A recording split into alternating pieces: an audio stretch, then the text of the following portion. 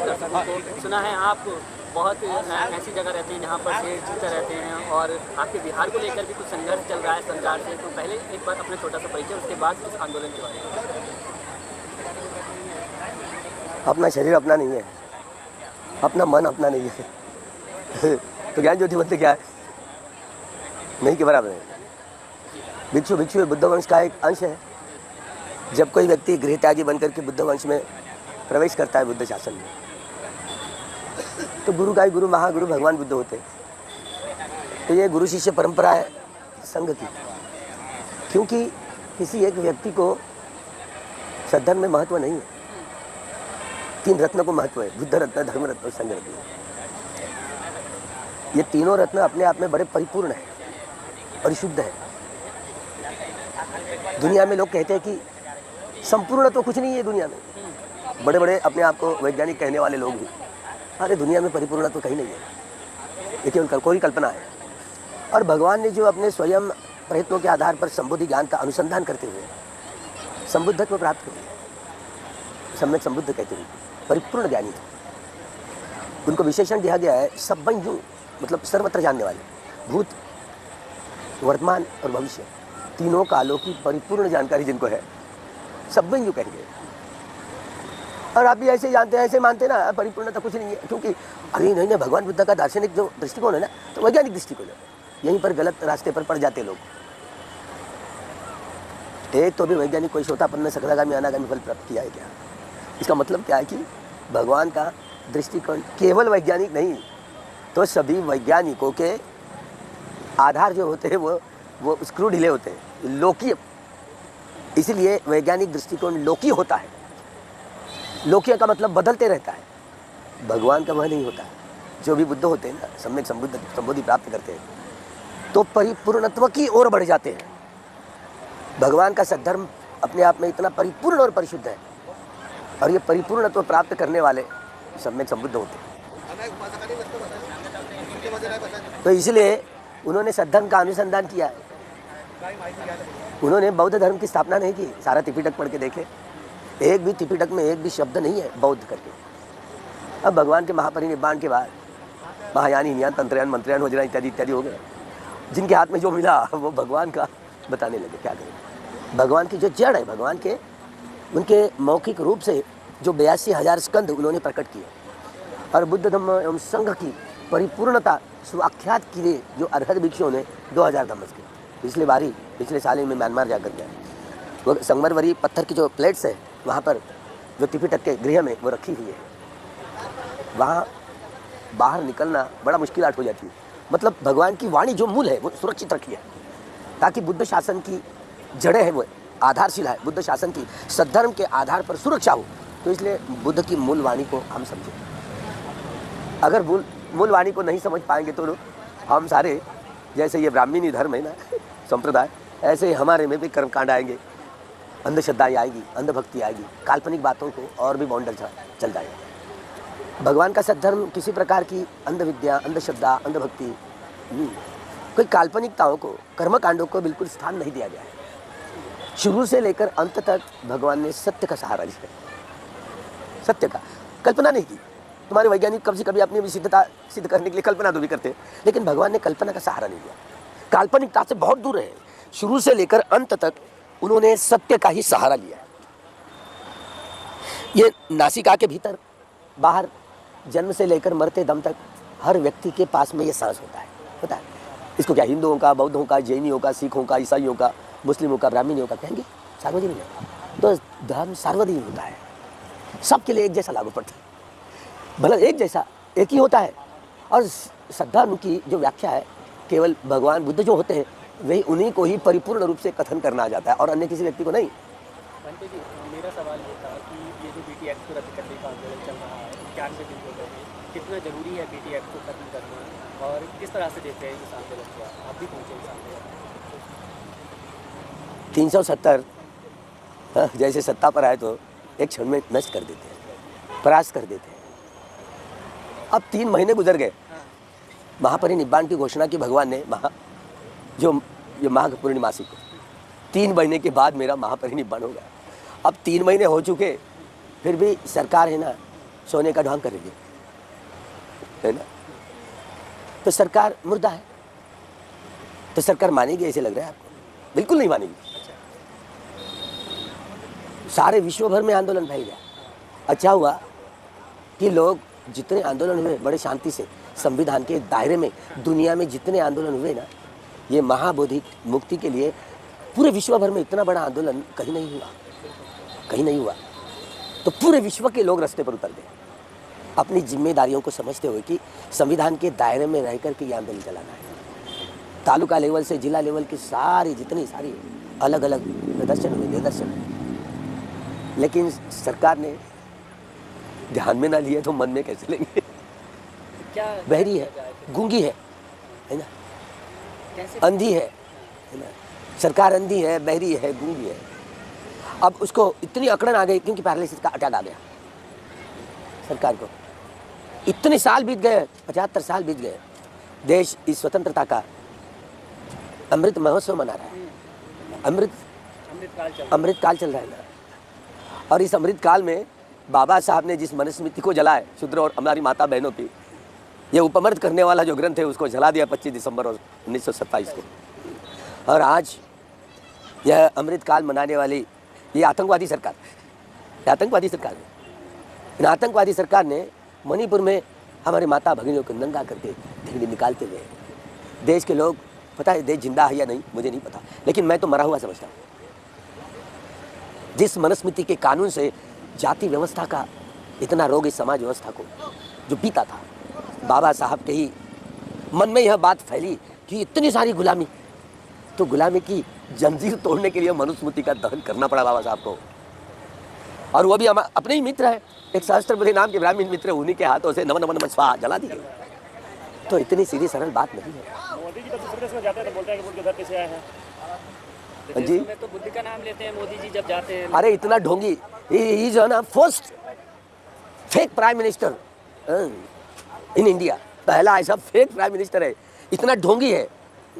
Hypocrite, he is the first fake prime minister है इस दुनिया का, देखो भारत का। इतना हिपोक्रेट है, बोध गया में जब आता है ना, वो वहाँ पर जैसे कोई बुद्ध कोई ध्यान करता है, ध्यान का भी ध्यान करने का ढोंग करता है ना। वो क्योंकि जियोलॉजिकल नहीं है बोलते ना, वो माँ के कोख से नहीं आया, पता नहीं। अब भिक्षु होने के बाद बोल नहीं सकते, हमारी हमको पाबंदी लग गई, क्या करें। ऐसे लोग भी, इसलिए अब फेक डिग्री, अब क्या क्या बोलते हैं। संजय जी पहले भी आंदोलन हुए बीटी एक्ट को खत्म करने के लिए, और लेकिन ऐसे आर्गुमेंट सुप्रीम कोर्ट तक हम बाहर बाहर बोलते हैं कि 26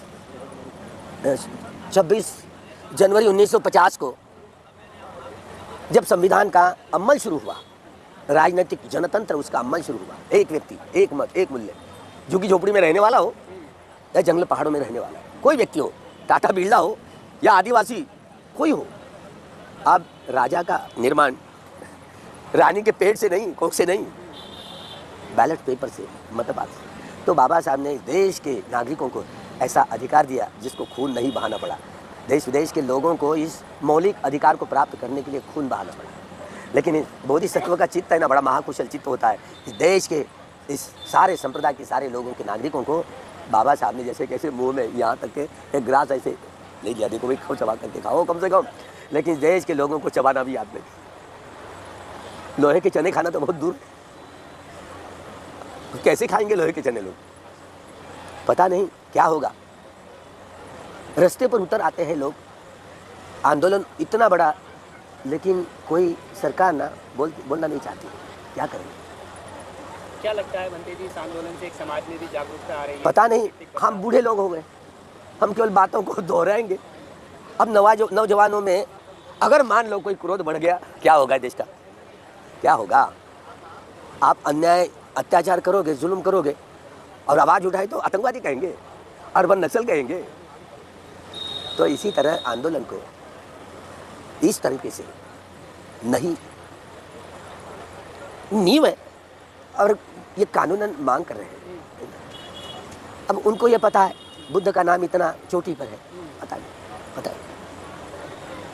लेकिन ब्राह्मणवादियों ने 80 से लेकर जो हिंदू हिंदू हिंदू हिंदू करके ब्राह्मणवादी चालाक हुए। अभी एलिफेंटा नाम केवल एलिफेंटा रहा, एलिफेंटा केवल नाम बक गया, जितने हाथी थे ना पत्थर के पूरे हाथी ढह गए, वहाँ पर लिंट पिंड बिठाई गई है। अब देखो हर मंदिर में यही हाल हुआ है। अब जब हमारी सत्ता आएगी, सत्ता कुछ भी सत्ता जिनके हाथ में वो कुछ भी कर सकते हैं। अभी इनके हाथ में सत्ता है, इसलिए वो राज्यपाल, अभी मैं क्या बोलूँ, हाँ, इस आंदोलन ये इधर आंदोलन चल रहा है और वो बमनों को लेकर के महाबोधि विहार में लिंग भी शिवलिंग की पूजा करने चला। बड़ो कहाँ कहाँ का वहाँ पर शिवलिंग ला के रखा है रे तुमने? वो तो स्तंभ था, काला काला स्तंभ था। क्या पढ़े नहीं? अलेक्जेंडर कनिंघम को पढ़े नहीं?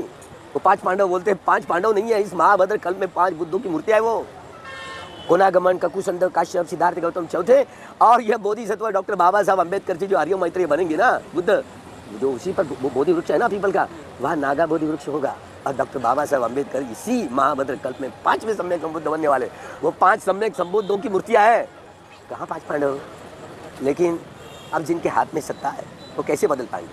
क्योंकि इस स्टेट गवर्नमेंट के हाथ में नहीं है। और जब तक ये कानून बदलेंगे नहीं, जड़ है ना कानून, तो वो बदलना नहीं चाहते।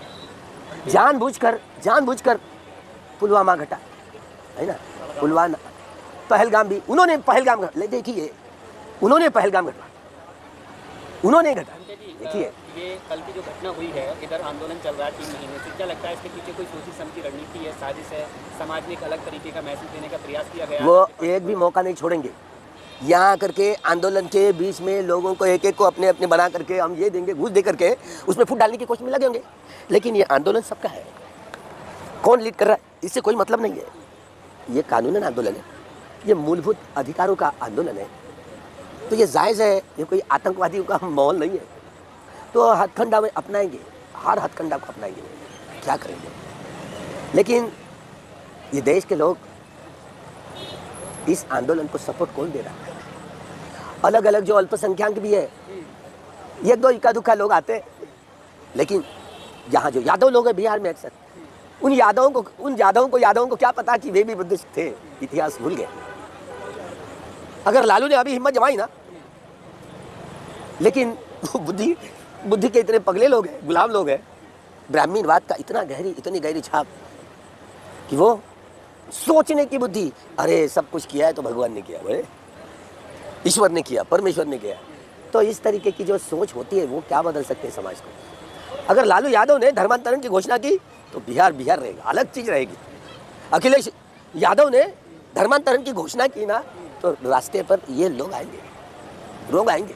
लेकिन हम लोगों ने इतने साल बीत गए, धम्म क्रांति के बाद 14 अक्टूबर 56 को बाद 68 साल बीत रहे अभी, लेकिन हम इन सारे ब्राह्मणेतर लोगों को जगाने में कामयाबी हासिल नहीं कर पाए। ये हमारी गलती है, हम सबकी गलती है कि तौर तरीके हमने भी सीखना था ताकि इनको जगाने में हम कामयाबी हासिल कर सकते थे, लेकिन नहीं जगा पाए। शेंडी वालों ने उन हिंदू करके, ये आर्य समाज के संस्थापक दयानंद सरस्वती जी पृष्ठ नंबर 81 पर उसने सत्यार्थ प्रकाश ग्रंथ में लिखा है कि ये ईरानियन लोग, पर्शियन लोग, मुस्लिम जो राज सत्ताधारी थे, उन्होंने हमको गाली के रूप में यह नाम दे दिया हिंदुस्तान करके। हिंदू यानी गुलाम, दास, काला, लुच्चा, चोर, लुच्चा, लफंगा, इस तरीके के मतलब होते हैं। ये कोई इस देश का शब्द नहीं है, इस भूमि का शब्द नहीं है। तो गाली हमें दी है, इस तरीके की प्रतिक्रिया उन्होंने अपने ग्रंथ में लिखी, प्रश्न नंबर 81 में सत्यार्थ प्रकाश, गाली दी करके। लेकिन ब्राह्मणों ने अपने ब्राह्मण धर्म का नामकरण हिंदू, दो टोटली हिंदू। सिंधु नदी का नाम हिंदू क्यों नहीं बदल गया? अभी तो सिंधु नदी बोलेंगे, हिंदुस्तान बदलने में क्या जाता था, लेकिन नहीं ना, अभी ये नहीं बोलेंगे कि ककुसंध, ये सैंधव जो संस्कृति का नाम था, ये कोनागमन, ककुसंध, बुद्ध के समय में इस नदी का नाम पड़ा कोना जे सैंधव, ये सिंधु नदी का। तो ये ककुसंध बुद्ध थे। ककुसंध उनके काल में जब जम्बूद्वीप की यहाँ बड़ा नक्शा था। तो भंते जी, यही तो सवाल है। ये लोग कुछ ये भी कहते हैं कि भाई बुद्धिज्म या बौद्ध हिंदुओं से अलग नहीं है, वो हिंदू धर्म की एक शाखा है, तो हम कैसे हट जाएं वहाँ से? अब देखिए, बुद्धिस्ट लोगों का स्वतंत्र कानून नहीं है ना, तो वो भी होना चाहिए था। उसके लिए उसके पर्सनल लॉ नहीं है, तो बुद्धिस्ट पर्सनल लॉ होता तो हिंदू धर्म का बाग बोलने में कठिनाई जाती, मतलब पूरा रिश्ता ही टूट जाता, पूरा रिश्ता ही टूट जाता। लेकिन ऐसा हुआ नहीं। हमारे वकील लोग यहाँ नतीजे तक पहुँचे नहीं। हमारी संस्था है, हमारा आंदोलन वहाँ तक उस लेवल तक पहुँचा नहीं, तो हमारी गलती है।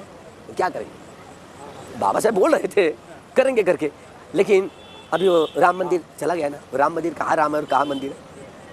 वो तो साकेत नगरी में इतने पुरातत्व वैज्ञानिक कहते हैं ना, साकेत नगरी में बसा हुआ वो बावरी भिक्षु थे, बावरी महाविहार आक्रमण हुए और लपेट लिया।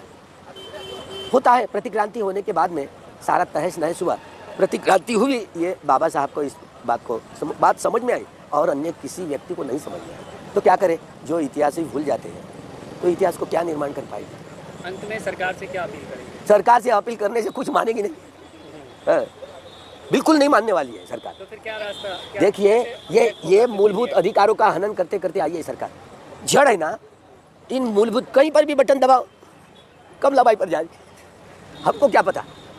हाँ, कमलाबाई पर जा रही है ना, बटन दबाई तो कोई भी बटन दबाई, कोई हाथी पर दबाता है कमलाबाई पर जाता है, कोई पंजे पर दबाता है कमलाबाई पर जाता है, कोई पर किसी पर बटन दबाइए। तो यह सारा ईवीएम का खेल है। तो ईवीएम सरकार है, तो ईवीएम का मुद्दा नज़दीक, क्योंकि मूलभूत अधिकारों का हनन हो रहा है। अभी महाराष्ट्र पता नहीं, वो तो निकल गया, छूट भी गया कोरा, जितना सारा डेटा था पूरा डिलीट कर दिया। उसका क्या किया, क्या बिगाड़ा तुमने? अच्छा, वह मैं भिक्षु हूँ, अगर भिक्षु नहीं होता ना क्या होता पता नहीं, है ना। तो नौजवानों की अगर नौजवानों के मन में आए कि हमारे मूलभूत अधिकारों का हनन हो रहा है, फिर भी कानून के दायरे में रहकर हमारे सुप्रीम कोर्ट के वकील लोग रास्ते पर उतर गए। उन्होंने हाँ मार खाई पुलिस वालों की रास्ते पर, लेकिन इस देश की जितनी सारी राजनीतिक दल सब गद्दार है, इस देश के साथ में गद्दार है, समझ नहीं पाए, अज्ञानी है। अगर कोई हो, सब के सब अगर रास्ते पर उतर जाते ईवीएम हटाओ, लेकिन अभी भी नहीं, अभी भी हाथ नहीं लगा रहे हैं। कांग्रेस से लेकर सब दल, सभी, मैं किसका नाम लूं, सभी, तो सब के सब अज्ञानी लोग हैं। तो जाते हैं लेकिन वहां से रिजेक्ट कर दिया। कैसे रिजेक्ट, ऐसे नहीं करेंगे तो आर्गुमेंट करना नहीं आता आपको। तो सुप्रीम कोर्ट के वकील बड़े बड़े पड़े हुए हैं वहाँ पर। अब सुप्रीम कोर्ट की तरफ से आपको न्याय मिलेगा, इसका भरोसा रह रहा है क्या? ये भूषण गवई भी आएगा, फिर भी हमारे हाथ में देने वाला नहीं है, ध्यान में रखें, समझे। लोहिया की जो हत्या है ना, जो इस देश के गृह मंत्री ने की है, समझे, तो उसने बचाया भूषण ने, इसलिए तो सुप्रीम कोर्ट का भी कल शपथ भी दिए सुबह सुबह। रंच मात्र विश्वास नहीं है, रंच मात्र। वो क्या कहेंगे, हाँ वो गवई का लड़का था, होगा, कुछ नहीं करने वाला। ईवीएम को बैन करा जाए तभी, इसीलिए रास्ते पर चढ़ है ना, इस सरकार का खात्मा करना है तो सभी राजनीतिक, सांस्कृतिक, आर्थिक सभी संगठनों ने, सांस्कृतिक संगठनों ने रास्ते पर उतर करके ईवीएम हटाओ और ये संविधान बचाओ। यह आंदोलन साथ साथ करना ही पड़ेगा इस देश के नागरिकों को। जब अपने मूलभूत अधिकारों का जो हनन हो रहा है बचा पाएंगे, तब कहीं फिर बाद में समझ आएगी, क्योंकि ये सरकार मानेगी नहीं मानेगी। जानबूझकर ये आक्रमण किया हुआ है, पहलगाम इन्होंने सब करवाया और जानबूझकर आक्रमण करने जा रहे हैं, समझिए। अब किसको दोष देवे, इसलिए मैं आतंकवादी सरकार कहता हूँ। ये ईवीएम सरकार आतंकवादी, स्वयं आतंकवादी है। ये संविधान के नाम से बाबा साहब का नाम तो लेते हैं, लेकिन शुरू में जैसे बड़ा बड़ा नमस्कार चमत्कार करने लगा संसद पे, दायरे में जाकर के, सीढ़ी में जाकर के, लेकिन सब के सब खोखलापन हो गया। इतना प्राइवेटाइजेशन किया कि संविधान के 337 जो 38-39 के कलम के अनुसार इतना प्राइवेटाइजेशन करना, वो तो राजद्रोह का खटला चल सकता है, लेकिन कैसे, क्या करें, अब वही उनके हाथ में है। हाँ, इसीलिए ये कानून है ना, जैसे ये कानून बदलना पड़ा, कांग्रेस वालों को बिल्कुल लज्जा नहीं है, सब भेज डाले। 147 एमपीज को रिजेक्ट करके, बर्तरफ करके कानून पारित किया नरेंद्र मोदी ने दूसरे दिन कि चुनाव आयोग का उसका चुनाव कैसे बदलती है, क्योंकि वह चुनाव हुआ सरकार माना जाता है ना, तो अगर कानून में बदल दिया तो रोक नहीं सकते। उन्होंने जानबूझकर कि ये प्राइम मिनिस्टर हो, विपक्षी नेता हो और उन्हीं का ही जो मंत्री हो कैबिनेट, उनके द्वारा यह चुनाव होगा, ऐसे कानून पारित करके राष्ट्रपति ने साइन, कानून पारित हो गया और बस फिर से आकर आई गए ना। लोगों को लगता था हवा दूसरी चल रही थी, लेकिन इतने महाराष्ट्र के इतने आज जो 75 लाख वोट कहाँ से ऐसे टपक गए 6 बजे से बाद में, वो तो सब लाइनें, सब कतारें बंद होती है। चुनाव आयोग क्या जवाब देगा, कुछ दे ही नहीं सकता, क्योंकि अपने अपने दायरे में जितने सारे फंडा जो हुआ 6 बजे के बाद में, तो 76 लाख वोट ये महाराष्ट्र में कहाँ से 6 बजने के बाद में ये पड़ा वोट, तो इसमें किसी प्रकार का कोई संदेह नहीं। लेकिन वहाँ आर्गूमेंट कौन करेगा, पूरा का पूरा डाटा डिलीट किया, क्या करोगे उनका, क्या करोगे, वो तो सत्ता भोग रहे हैं ना, भुगत रहे। तो पता नहीं, अब लोग आंदोलन के रास्ते पर उतरते हैं, अभी भी विपक्ष भी उतरेगा, इसकी भी गारंटी नहीं है। इसलिए जो प्रोग्रेसिव संगठना है, सामाजिक, आर्थिक, सांस्कृतिक, जो भी संगठन, आंदोलन सही दिशा में जा रहा है। सही दिशा में मतलब क्या है कि ये आंदोलन बहुत चलेगा अब, लेकिन इस आंदोलन के तोड़ने के लिए बहुत हथकंडे अपनाएंगे वे, सरकार स्वयं हथकंडे अपनाएंगे। तो हम लोग सोचना चाहिए कि ये बहुत सारे हथकंडे अपनाएंगे, कम से कम ये हथकंडों से दूर रहे। हम अपने अपने मन में मनमुटाव आता है तो